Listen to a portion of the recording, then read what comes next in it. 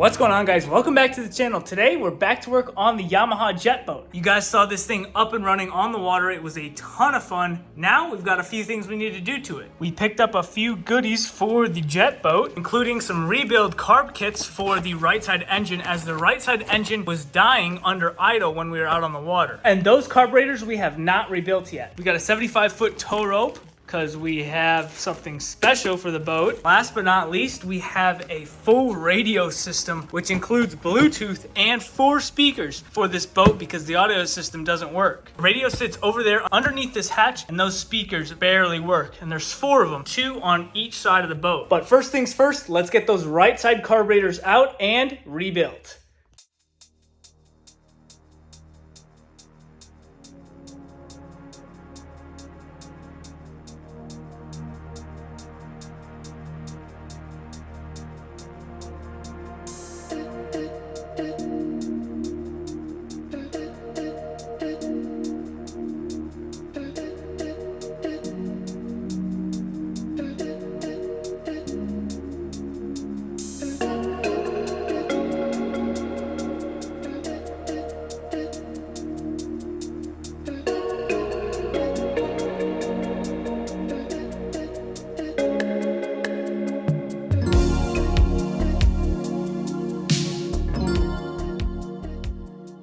Well, we got the carburetors out of the right side motor, and they look just as good as when we threw them in earlier, but I didn't rebuild them and take apart these insides. But I just found out my reason why this right side engine was dying, and it is embarrassing. I dropped a zip tie down into one of these holes, I thought, and I reached in there. You're not gonna believe what I'm pulling out right now. I left the paper towel in all 3 of these holes, and we ran the motor, and it ran, but it didn't run very well. Just like on cylinder number 2, all soaked with fuel, and this is what's all that's left out of cylinder number 3. I can feel a little bit in there, so we're gonna have to take this whole base plate off and clean out those reeds, which is what sits in the middle here between this runner and the intake. So that probably is my issue on why this engine was not running very well when we were out on the water, but we're gonna rebuild these carbs anyway since we have them out, and throw everything back in.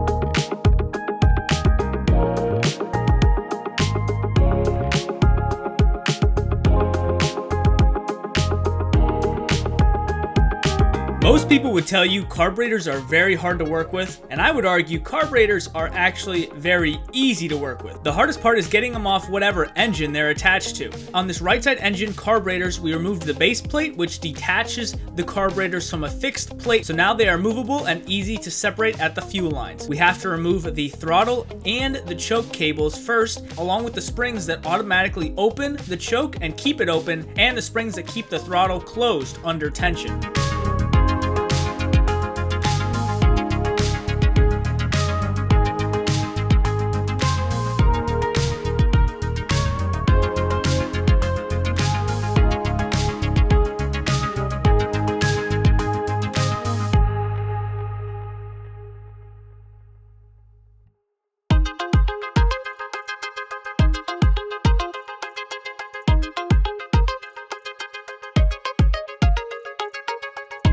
Once both of those are removed and the springs are gently put aside in the exact orientation that they came out, I'm able to separate the carburetors from each other, and they're just connected by the fuel lines at this point. That gives me easy access to both sides of the carburetor, which is just 4 bolts on each side. On the beefier side, there's a middle plate that houses 2 diaphragms. Usually one of these diaphragms is always bad and has creases in it from years of use, and I guarantee these carburetors haven't been rebuilt in many years. Here's that middle plate I was was talking about. As you can see, one side, the plastic is nice and flat, but on this side, there's 2 creases in the outside edges of this plastic circle. That's just simply from years of use.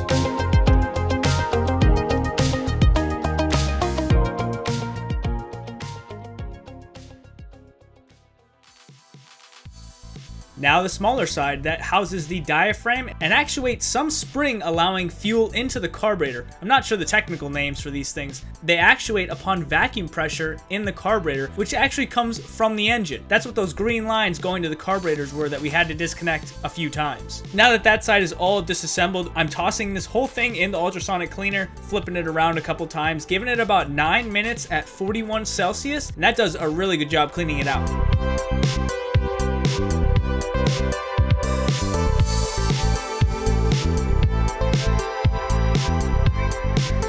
Now we can open up a brand new Mikuni carb rebuild kit, and also these carbs are brand name Japanese made, which are phenomenal for this Yamaha engine. Essentially, these carb kits have replacements of every single piece you see here on the table, including diaphragms, fuel filter, the plastic seals, the O-rings, you name it, they have it in this kit. Now, unfortunately, these kits are pretty expensive, around $60 per kit, and you need 6 of these for this whole boat. You're talking about $360 just to rebuild the carburetors, when you could get a used set of carburetors on eBay for like 400 bucks.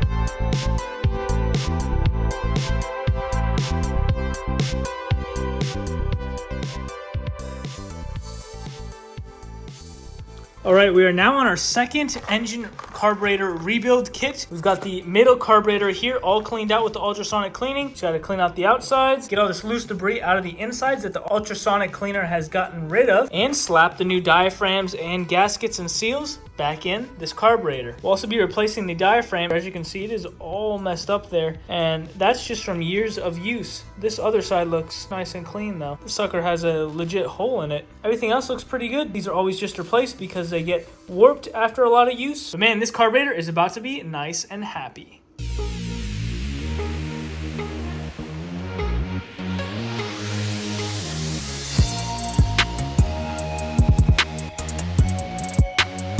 Just finishing up the middle carburetor with a new O-ring on the jet, along with new insides on both the left and right side. Then we disassembled the third and final carburetor, but while we were doing this, the little bro was actually leather conditioning the upholstery on this jet bro.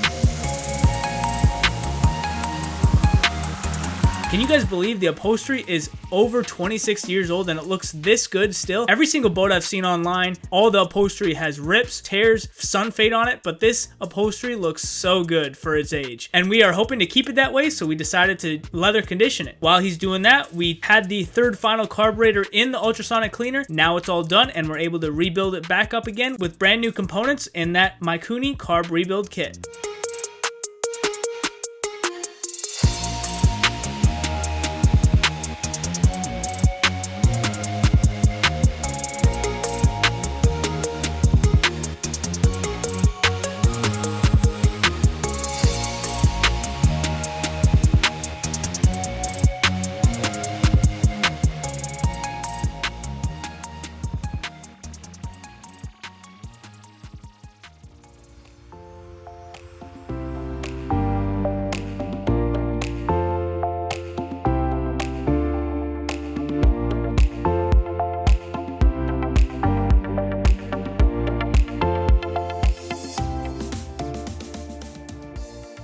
We have all the carburetors fully rebuilt. The needles are all set 3 turns, 3 turns, 2 turns, and 7/8 or 6/8 or 1/3. Now time to put the throttle lever mechanisms back on. This is for the throttle, this is for the choke, and then our base plate with brand new gaskets for the top where the throttle bodies seat onto this plate.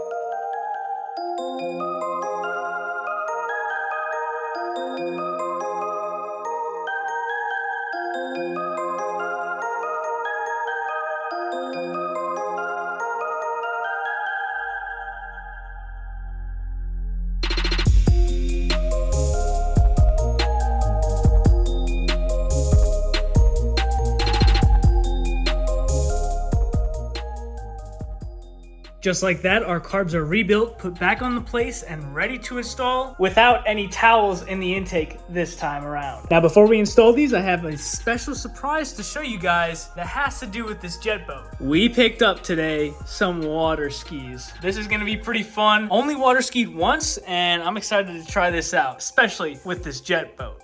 We've got the reeds all cleaned up. They're nice and dry, and none of them are broken or damaged. Thankfully, this is also ready to go with a new gasket, so we can install everything we just removed.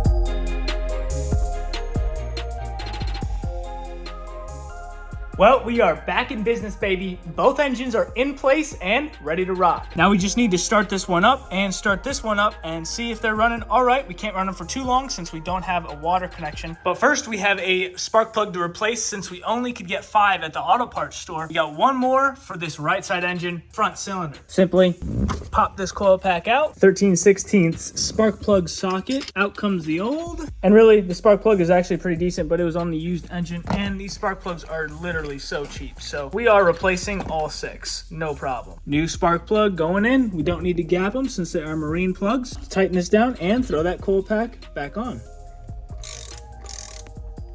And boom, they're ready to go. One unfortunate issue we do have to address, probably out on the water. There is a water leak somewhere on this exhaust side, and it's pooling on the bottom underneath this engine, but I have no idea where it's coming from, and I don't really want to take apart the whole exhaust, so we're going to test it out on the water and see where it's coming from. All right, let's fire these suckers up. Jump pack, much needed. Positive, negative, give her the beans.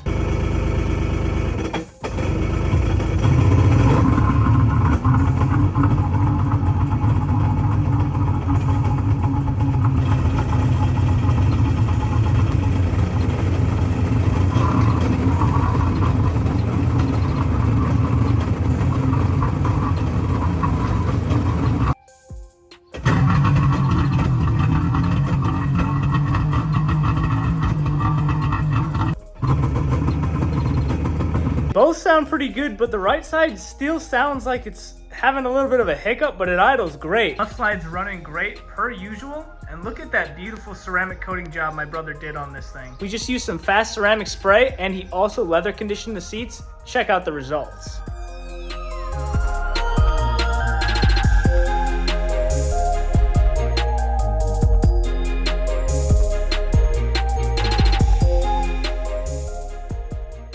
Now we're gonna bring the boat back in and move on to some more repairs regarding the trailer. These cheap brackets for the trailer soft edges broke off. We bought a replacement, and I'm gonna slap those in on both sides right now.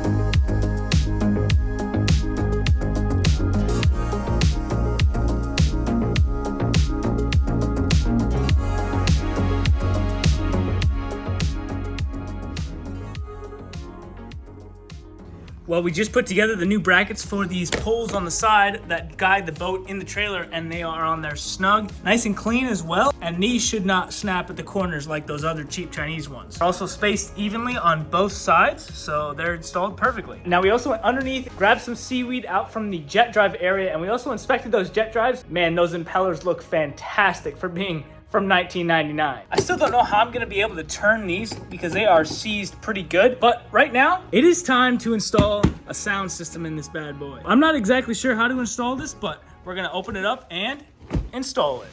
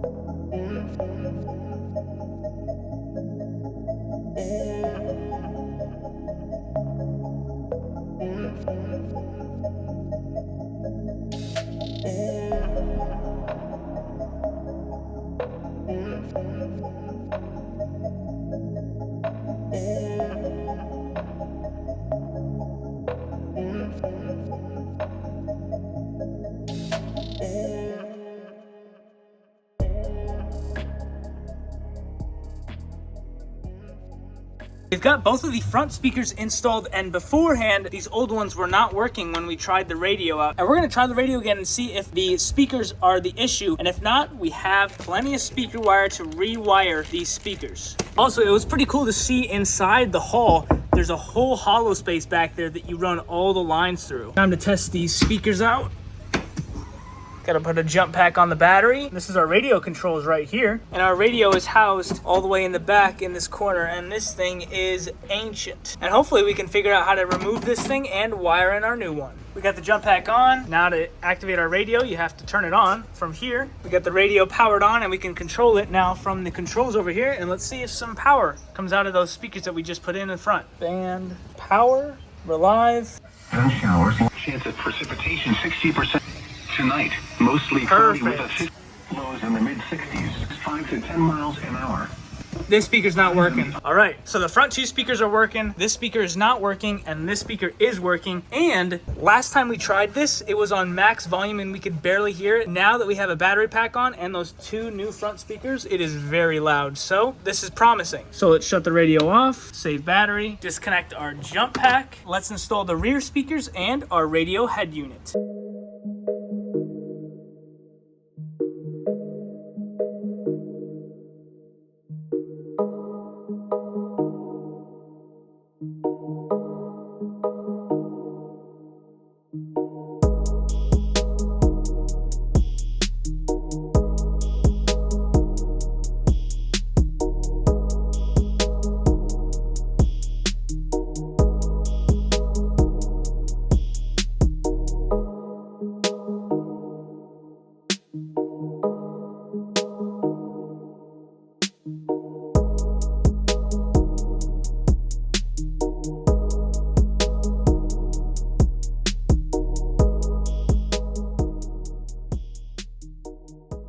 The driver's side and the passenger side speakers are now in, so we have all four speakers now installed. Only this driver's side and the front two are working. I've tested this left side and it's still not working. Before we change out the speaker wires, we're gonna change out the head unit and see if that fixes our issue. Our head unit is back here, along with all the wiring and splicing that we'll need to do, which is a piece of cake. And our new head unit has Bluetooth, which is a huge plus. So let's give this a shot.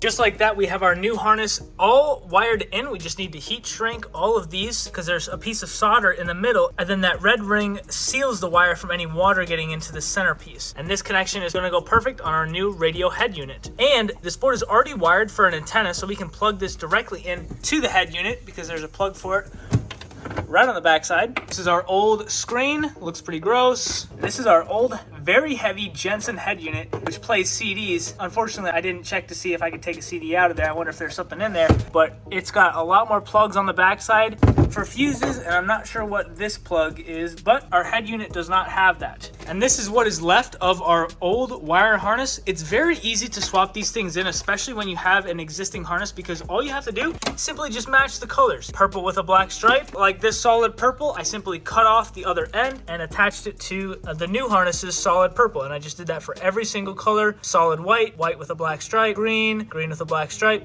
etc. This blue wire does not get connected. I believe that's for the antenna, but everything else should be a-okay, ready to heat shrink. And I'm not sure what this connector is for as well, but looks like it was pretty corroded and open, so I don't think we're using that. Now to use my heat shrink gun and solder all of these connections. We were using solder stick connectors for all of these connections. They're my favorite, and they just give the best and cleanest looking result. Definitely better than whatever this is, because this ain't watertight at all. So let's wire this radio in and see if it works.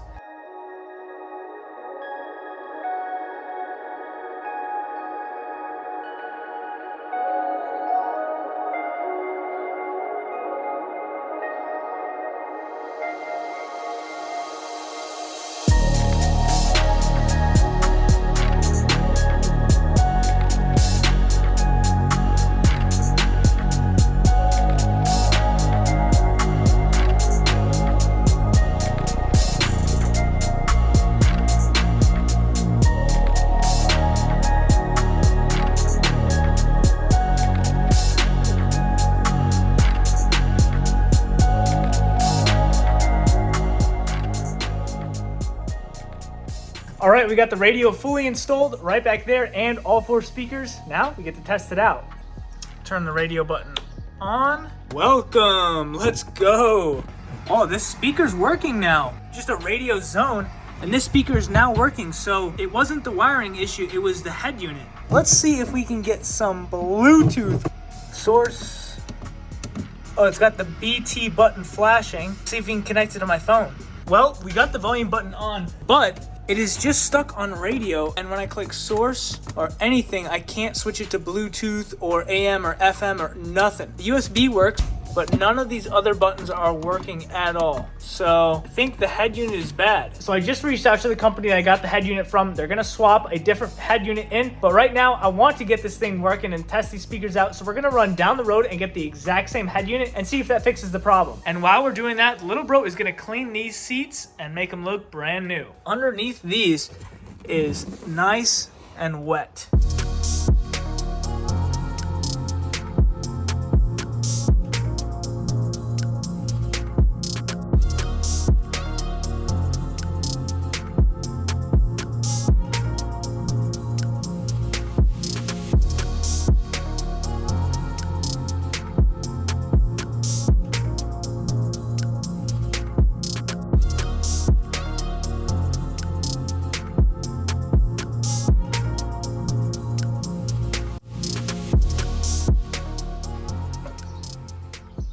We just unpackaged the new radio from Bass Pro. It's the exact same as the other one that we had. Volume works. Let's see if the source button works. I guess I just don't know how to use this. How do you use this radio? So nothing is still working on it. I guess I just don't know how to use this thing. Unfortunate. Do I have it wired incorrectly? All the wires match up. I wonder if I'm missing something. So we still can't get it to work. Volume is working, the Bluetooth button works, but none of these buttons work. We verified that it's not the unit's issue, it's my wiring issue. Well, the only thing I can think of is the red, yellow, black, or blue being switched around, because all the speaker wires are just power and ground. That shouldn't affect the head unit itself. So we're just gonna play around with these and see if we can switch some stuff around, and if some stuff works, great. So we got it working, guys. Turns out the yellow and the red wire need to be swapped. So red from the unit goes to yellow on the boat, and red from the boat goes to yellow on the unit. So weird, but we finally got the unit working. It's supposed to power on its own. You're supposed to be able to power it on from the unit, and then you're able to control like source and all of that stuff along with Bluetooth, and that's how I was able to get it to connect to my phone. But this switch right here gives it 12 volts ignition, because that switch then shuts off the unit as a whole. But if you turn on this switch, it gives power to the unit, but then to turn on the unit, you hold the power button and then the unit turns on, and then you're able to access the source and all the buttons work. So source, aux in, or Bluetooth music, iPhone, and now it's connected to my phone. Wow, what a fix. So we're gonna solder these wires in for good, return this unit, put our old unit back into place. I think it should work just fine. We're gonna test it, of course, and then wrap all this up, and we're finally done with the radio system.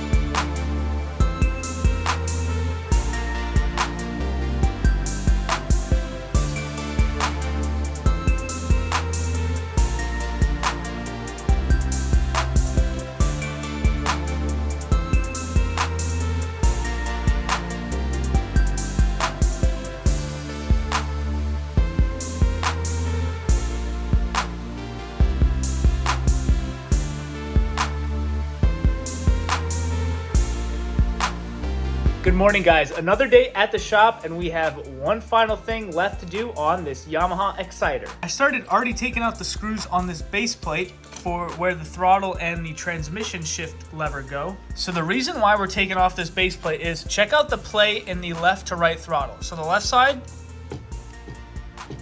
it goes all the way up to there before it actually engages the throttle cable. This side, instant engagement, but this side has a lot of play in the cable. So underneath this base plate, there's throttle cable adjustments, and we can get this throttle all sorted out. It's important to do this so that both engines are running at the same exact RPM according to these throttle handles.